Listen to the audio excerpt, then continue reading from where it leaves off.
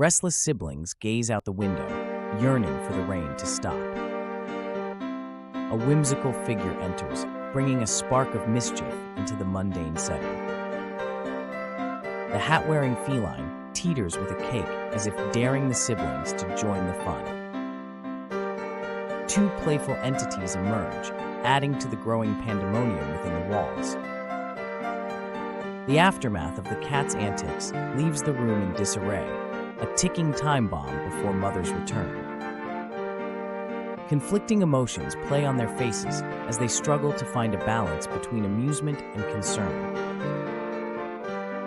With time running out, they scramble to restore order, their actions a mix of desperation and determination. A glint of resolve in its eyes, the cat appears poised to unveil a surprising turn of events. The room transforms before their eyes, a miraculous restoration that defies logic and leaves the siblings in awe. With a flourish, the enigmatic cat concludes its act, leaving behind a sense of wonder in its wake. Amidst the fading chaos, a tranquil air settles in, signaling the end of a brief but unforgettable encounter. With a mix of emotions, they observe the departure of their mysterious guests, a blend of relief and lingering wonder.